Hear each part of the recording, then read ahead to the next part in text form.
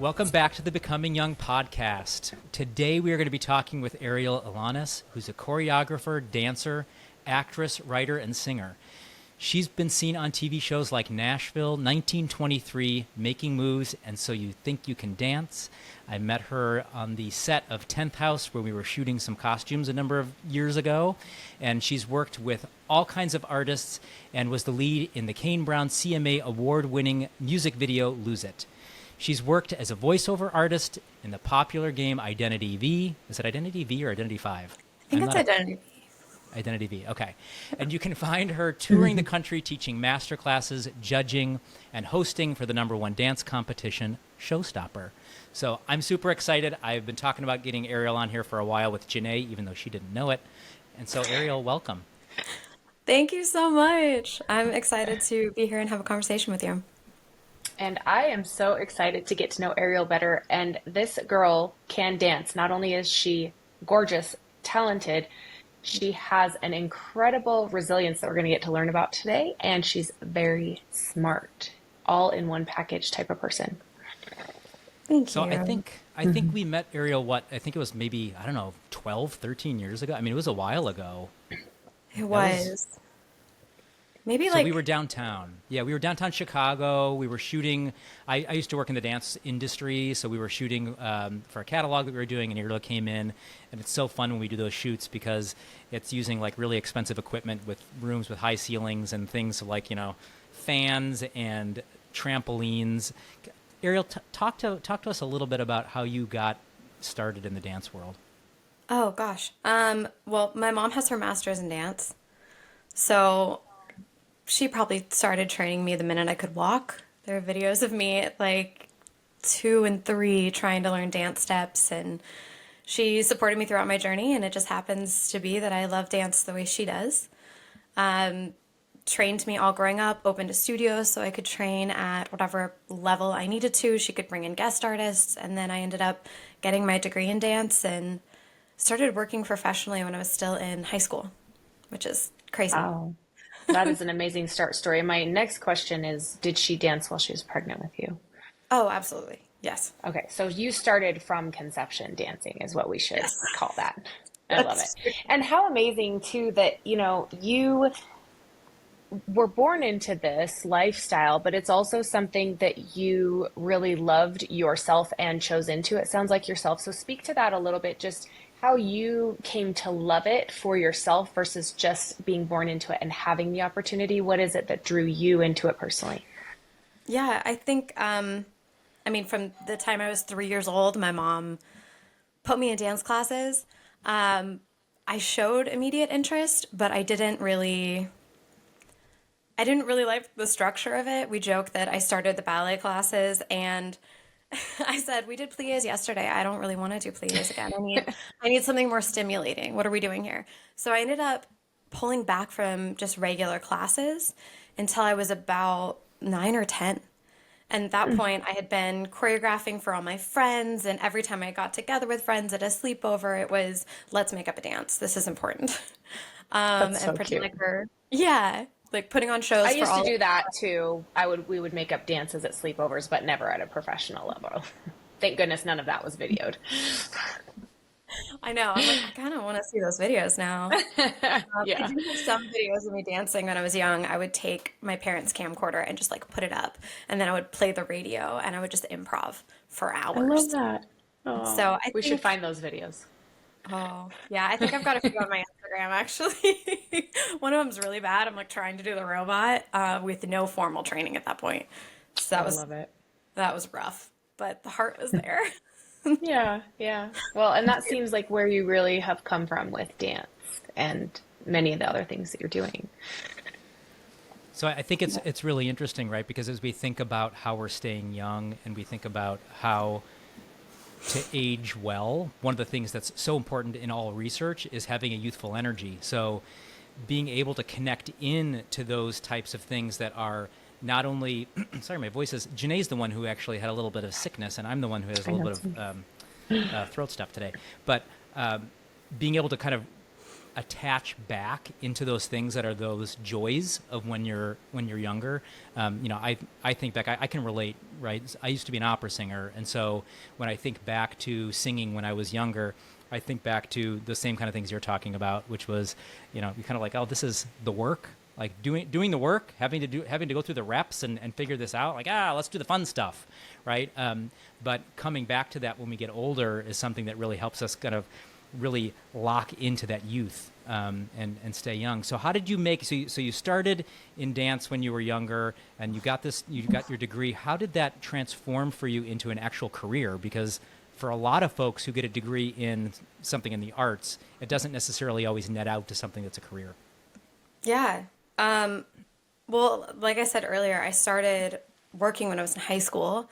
I really think a lot of the industry is luck, and it's when like all of the hard work that you have meets luck, a lot can unfold for you. And I'll touch on that later, but that's something that I would like to change.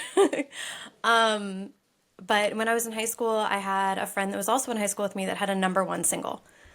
So she did a Texas tour, and we got to dance with her, myself and a few other people from my studio, because she knew us and trusted us. And so we went on this regional tour with her and Baby Bash, which was wild at the time because he was this like huge artist. She was #1, and it was a great experience to see what tour would be like at 16, 17. Crazy. That's really neat. So there's a saying in my life that really goes along with what you just said, and it's when opportunity meets preparedness.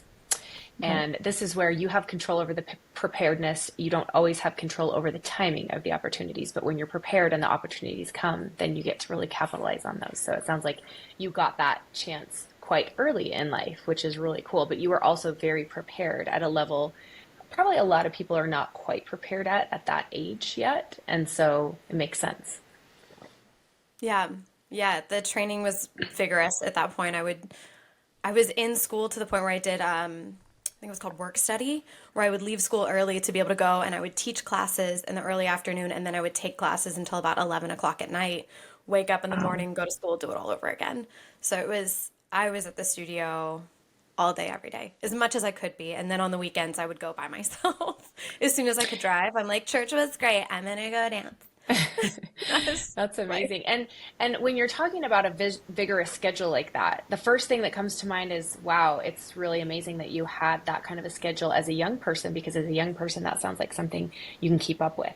And that's why we're talking today, because that's what we want to be able to do, is have a vigorous, full, joyful schedule and feel as youthful as we ever have been, right? And so my question for you is, how do you continue to incorporate that in your life now, especially after what you've been through, which we're going to touch on that in a minute, but how do you find that joy to keep up with the things you truly love now?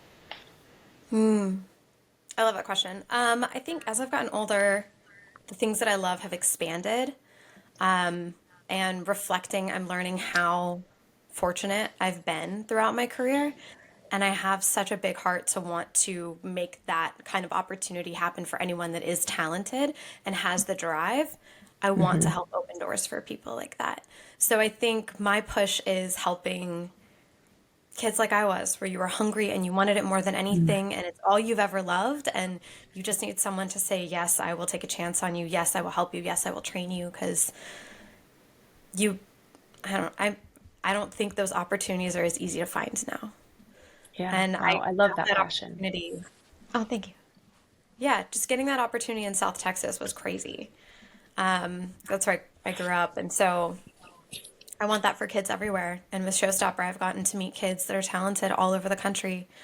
So I think for me, it's, instead of training 6 hours a day, it's, all right, I'm going to be working on maybe a business plan, or how can I help the student, or I'm training the student.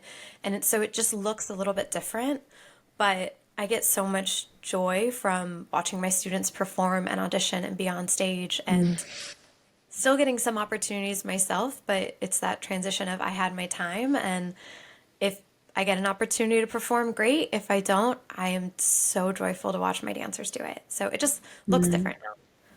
I love that. That's definitely Okay, something so that's, go ahead. hold on, there's definitely something that's very I think people shy away from the idea that there is a season, right? And so in our lives, as we have different seasons, you're just transitioning through your dance, your dance life, right? And so you had a season that was one season when you were working out 6 hours a day and in high school and all that kind of stuff, and you had another season, in your early 20s and in your early 30s, and now you're transitioning into this next season, and there is such a joy if we look at how that even corresponds to folks that are over like in Asia and grandparents, right, who are living so well and are involved in a different way in their grandkids' lives. I know that seems like a little bit of a stretch, right? But it's about recognizing that you can take those experiences and pull them forward and apply them in a way that is very fulfilling. Yeah. Yeah, absolutely.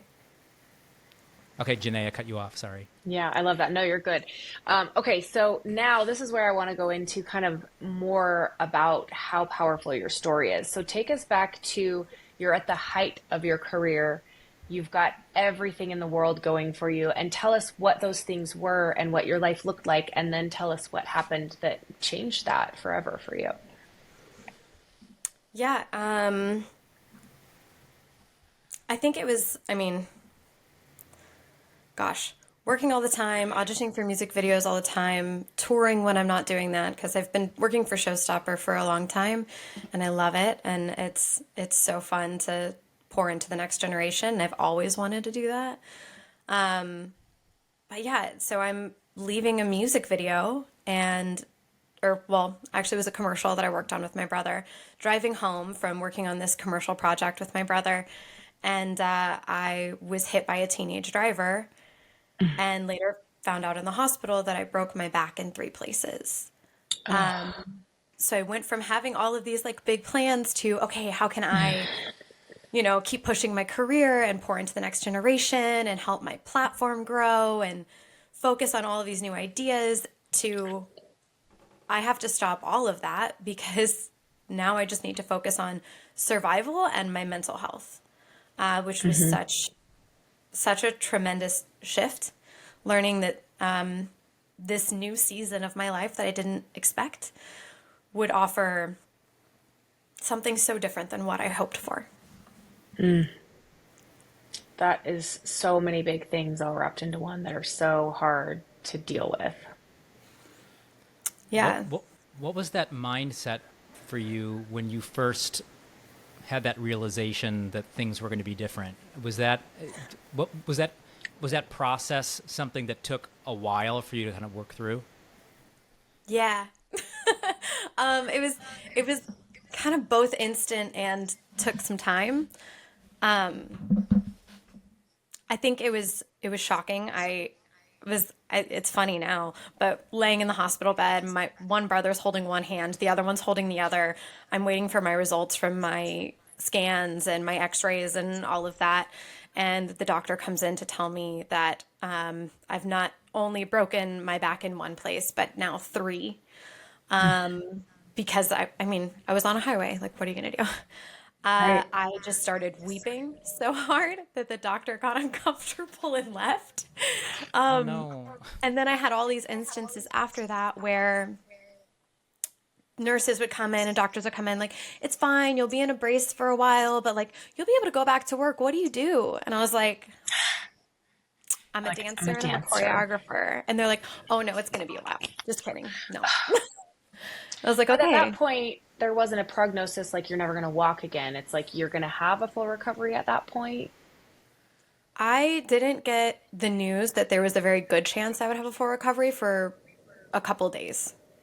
So you were really struggling with, I may never be able to have the life I had before. Right. Right. And I didn't know, like, I knew I could move my feet. They would come in every 30 minutes to an hour to make sure that I could still move my legs, which is terrifying to be a dancer and have to have someone come in to make sure you still have that ability. And so they're doing like the push and the pull and checking and making sure I still have feeling and everything and nothing's a problem. When the doctor finally said, he's like, I think that you will have a 90 to 100% recovery. It was like, Oh, Like just but hearing that from the story, I'm like the relief washes over me. yeah, I spent so much time praying, just in the hospital, staring at the crosses that were up, praying and hoping that I had another chance and just saying, like, I'm not going to take it for granted. If I have this other chance, I'm going to do something with it.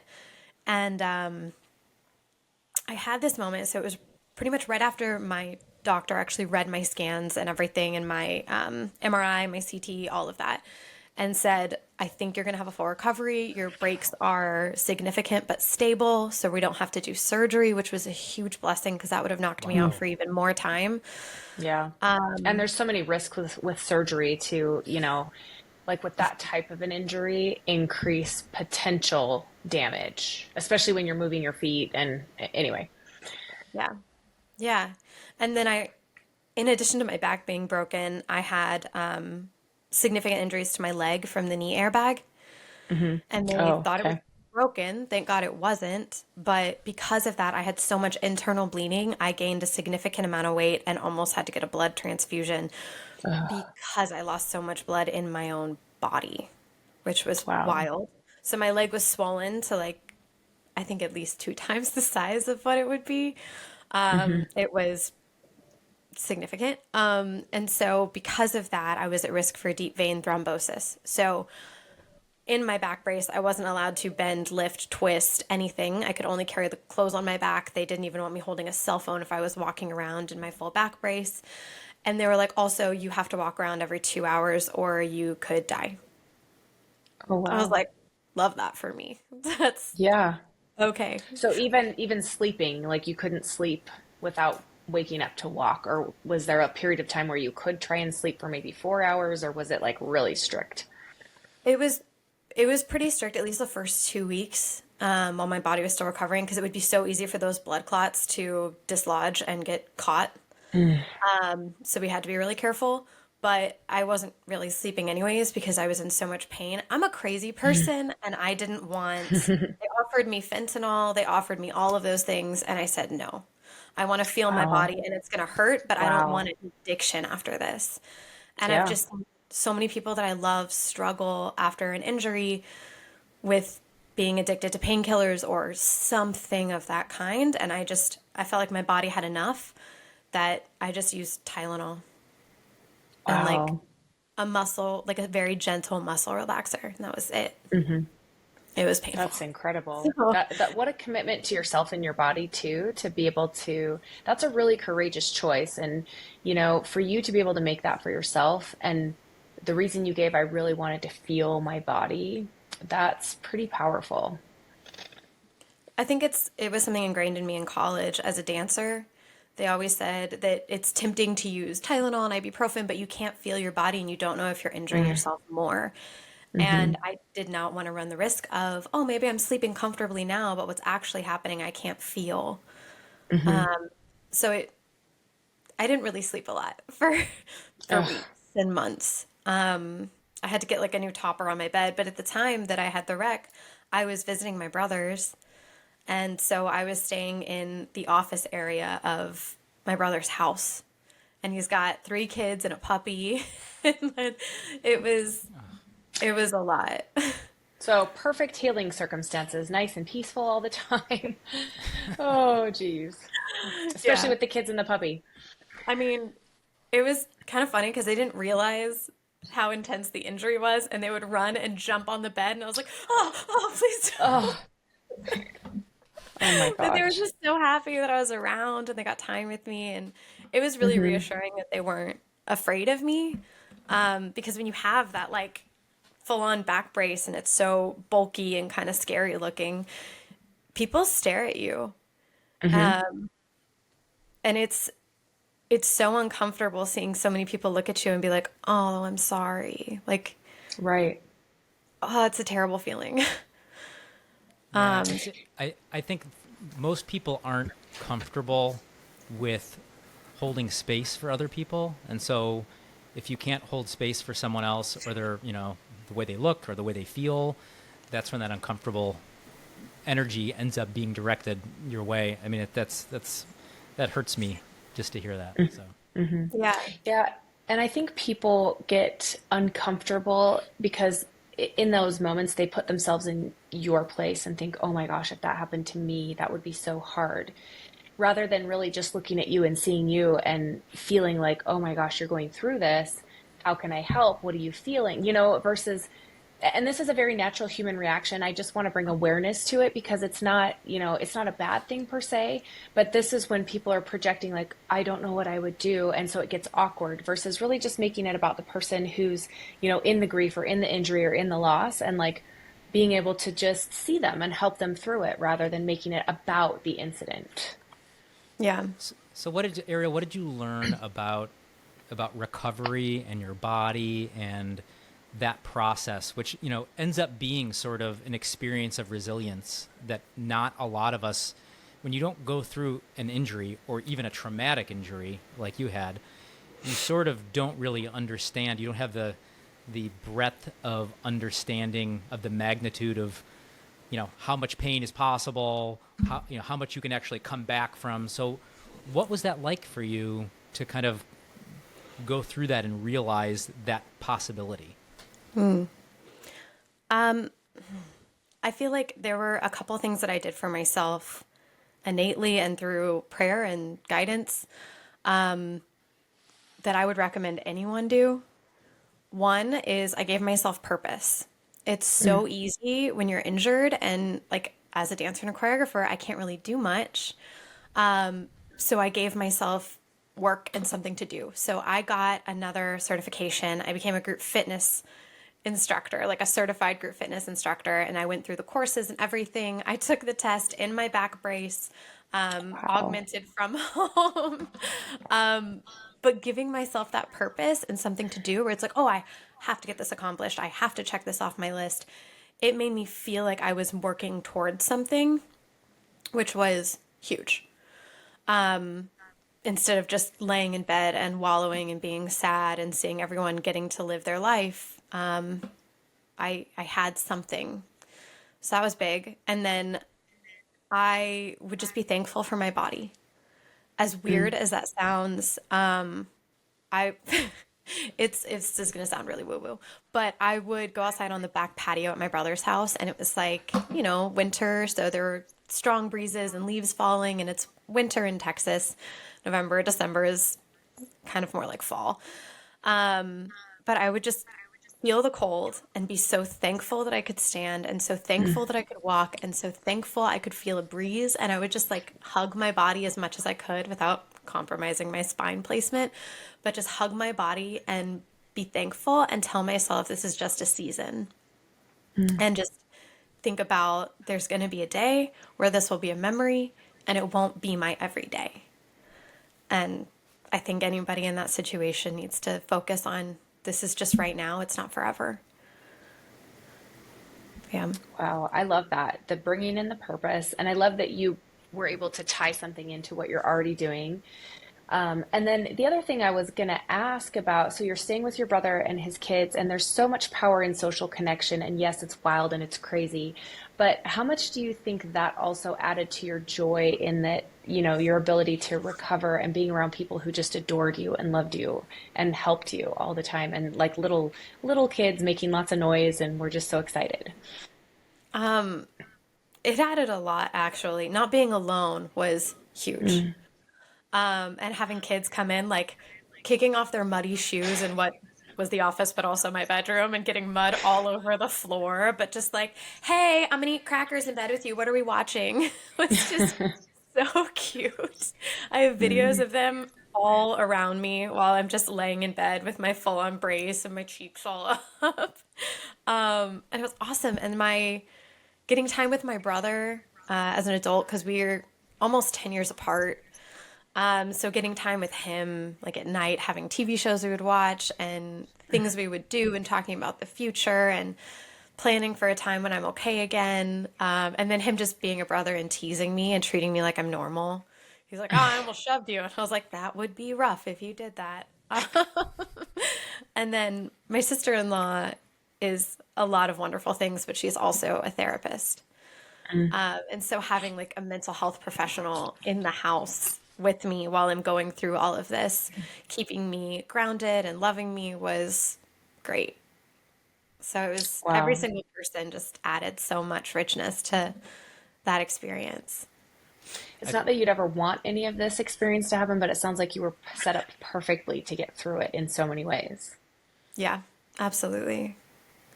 yeah, I mean, I think one of the things that's so interesting about this is when you get an injury, there is so much opportunity to get sort of sucked into the injury. And I'm going to use an example because it's the last injury that I had, right? But it is no, like this is a totally horrible comparison. But I broke my foot my toe last January, right? And I was going on a cruise for work, and I had all my training to do and a lot of different things, but I could have very easily lost my fitness. I could have very easily not gone on the cruise and not made the networking connections that I did. I could have very easily sort of fallen into myself. And that's a nothing injury, right, compared to this. So the resilience that you had to be able to kind of focus outside yourself and to be aware of your connection with other people and the universe is so special, because that is the type of mentality and mindset that you need as we age, because inevitably the older we get, the more injuries we have, right? The body just doesn't perform. And so, even if you're not having something traumatic, a traumatic accident, you might stumble down a stair, you might walk into a pothole, right? Something else may happen. And the ability to take that moment and I talked earlier about holding space for other people's emotions. You sort of have to hold space for yourself, and to be able to be in the moment and not let those feelings control you, and be outside. And so I commend you for what you did, because that's a tough thing to do. It is something most people can't do. Oh, I cried a lot though. I'm not even going to pretend like I didn't. There were times Sure. where the family knew if the doors were shut, I just needed to cry for 30 minutes to an hour and then I'd come out and be Mm. fine. But like, you just have to be sad sometimes and let yourself be sad because it's hard. So what was it like for you? You've made this recovery, right? And this took. I mean, what was your recovery timeline? I mean, I'm sure you had to do physical therapy and all kinds of stuff. What did that really look like? Um, it was really interesting. So, because I trained so many students, I had a parent of one of my students that I trained at my mom's studio that was a neurologist. And he Wow. specialized in spine health and all of that. So I went to see him, and he knew how much I know about the body. And I mean, I have my personal training certification, my degree, and now this new certification and all of that. And he looked at me and he's like, Arielle, I know you. You can actually do physical therapy on yourself. You understand your body, you know your body. You don't need to pay money to do that. And that was a terrifying and like also kind of like, oh, you believe in me. So it's Mm-hmm. exciting and also terrifying at the same time. He's like, I'm not even going to recommend you go to somebody because I think you can do it. If you're struggling in a few months, then like, yeah, go somewhere. But I ended up developing my own sort of regimen for rehabbing my body, which was way harder than I expected. Um, just because training yourself and not having someone holding you accountable, having to hold yourself accountable when you're in that much Mm-hmm. pain is hard. Yeah. I think But that's a really hard thing to do on your own. yeah, yeah, I think just getting moving again was huge. And I had a friend who gifted me an exercise bike, just a stationary exercise bike. And she's one of my very best friends, and it was awesome. And so I was able to use that to just get my body moving and work on cardio. And I was able to do it in my house. So I didn't have to like go to a gym and feel uncomfortable and scared. And then over time, I had a friend that taught Pilates to dancers in LA. And once I felt like I was strong enough and the doctor said my bones were strong enough, I started taking her Pilates classes. And that was huge for me. It was terrifying because I was with a bunch of dancers and my body did not look the way it used to. It didn't feel the Mm-hmm. way it used to. It took me a while to feel like myself again. But I think without taking Pilates, which was like home, I mean, I started with Pilates in college, and so similar to dance movement, it would have taken me even longer to recover. Mm-hmm. And then the first time I went to the gym and I started lifting again, I cried in the gym while lifting like 10 pounds. I was like, I didn't do anything. So Aw. it was like a happy cry. But I was like, wow, I am crying in LA Fitness in Glendale. This is fine. That's awesome. I'm sure it was very inspiring for all the people there. They're like, wow, she's so happy about 10 pounds. What's going on here? Right. Zero context. Like, good for Yeah. you. Yeah, Thank wow. you. You're like, you have no idea. Right, right. Like, I haven't picked anything up in a really long time. I wasn't allowed to. Like, yeah. Wow. It was a long journey, but I listened to my body and I took it at my own pace, and I had to retrain myself how to dance. I planned on doing these like motivational videos on Instagram of look at me, I'm back at it, and I gave myself a ballet bar and I was like, I'm going to film this because it's going to be encouraging for people. And then I ended up having a breakdown and accidentally filming my breakdown, and I was like, well, I could hide this or I could post it, which is really vulnerable. And I didn't expect myself to cry. It wasn't like, let me set up the camera while I'm crying. I thought it was going to be empowering, and it wasn't.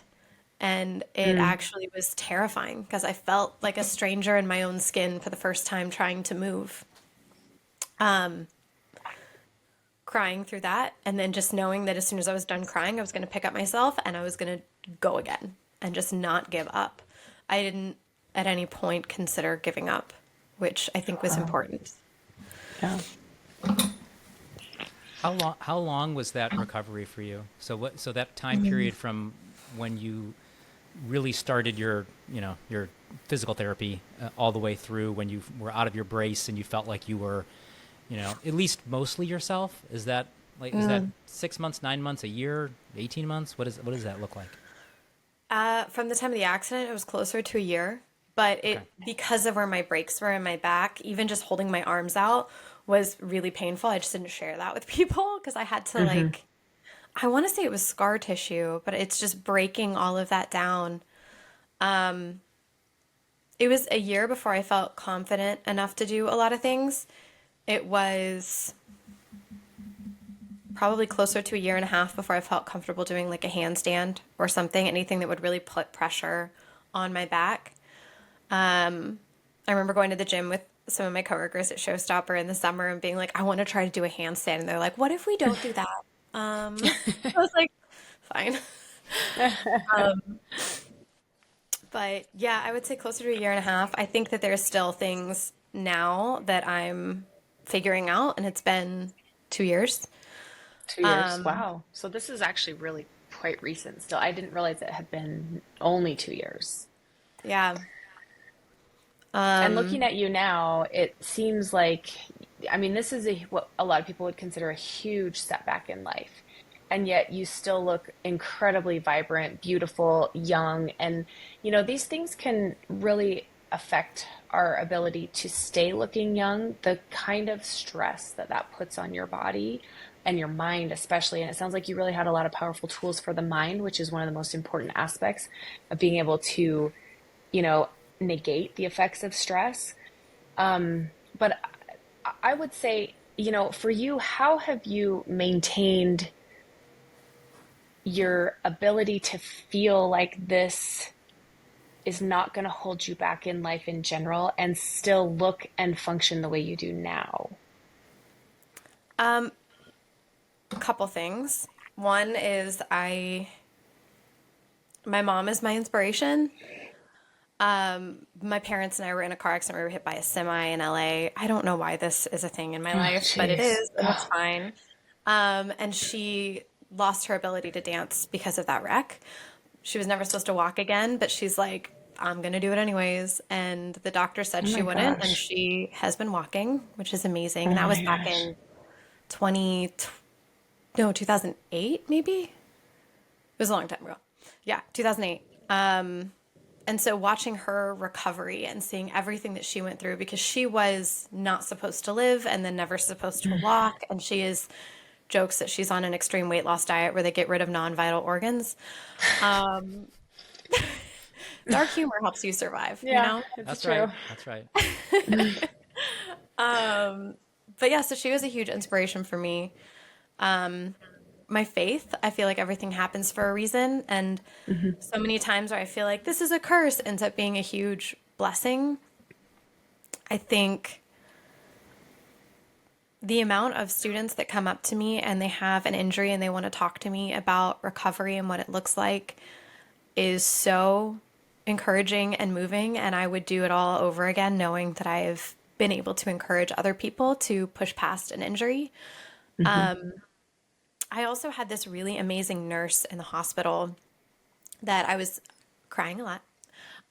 And he came up and he just poured into me and started mentioning all of these incredible athletes that recovered from their injuries and came back from crazy things and were able to function again. And when you're an athlete, it's just that's what you know, and you fight to get back to that. Yeah. And that conversation made me feel like, okay, I can do this. And then he encouraged me to look into vitamins and nutrition and nourishing my body from the inside out.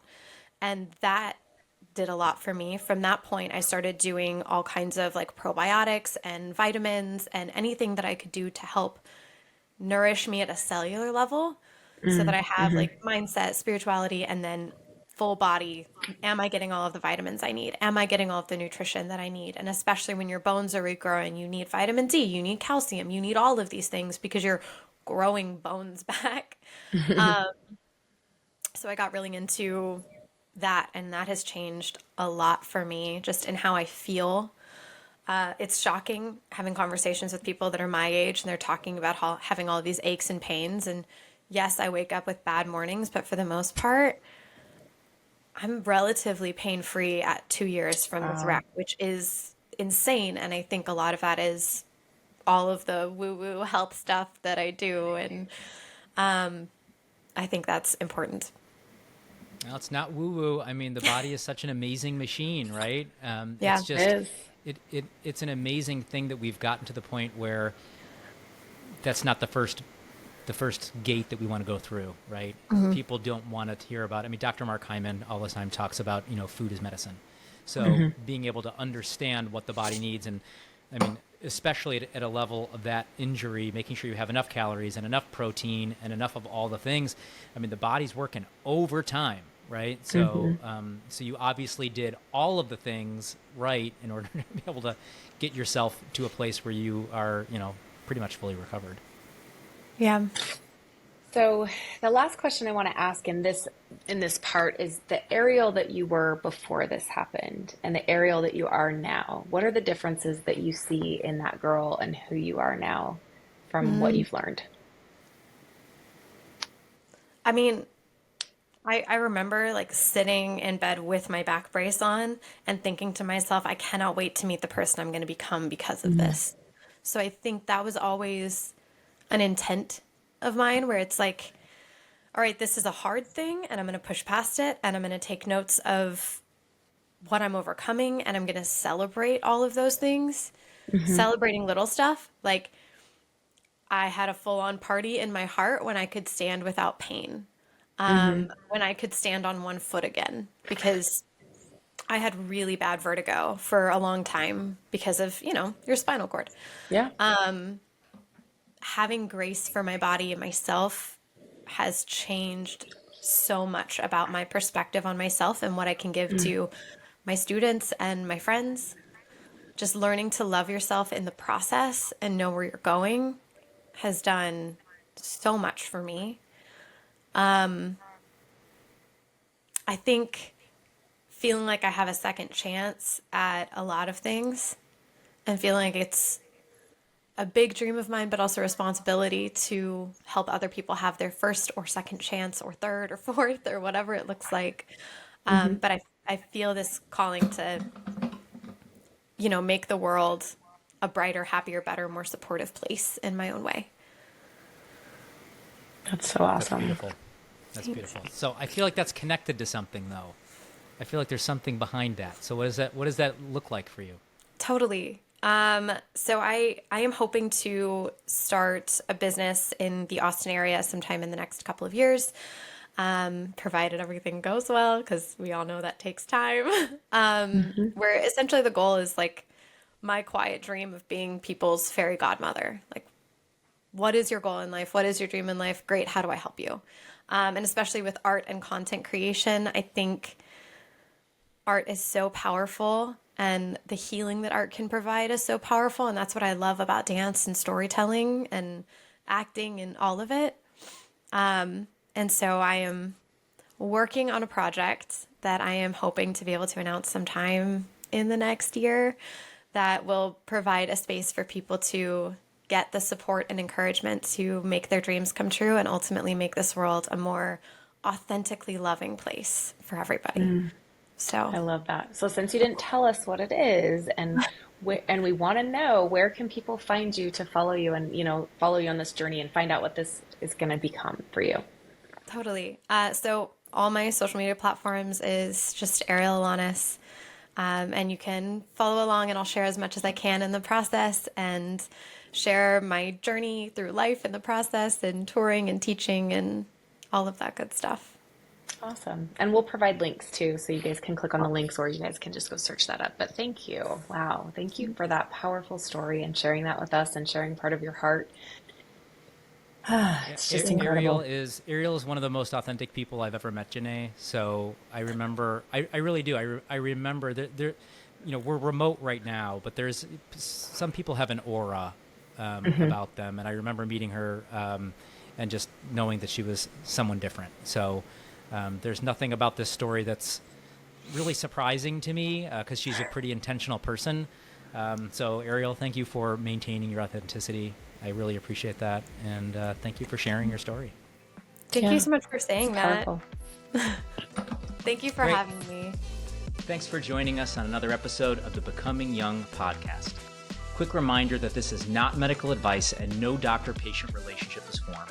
If you're facing a healthcare concern, please consult your primary healthcare provider. We can't wait to see you next time, where we're going to talk about more ways to keep you looking and feeling young. Click through to watch some more videos.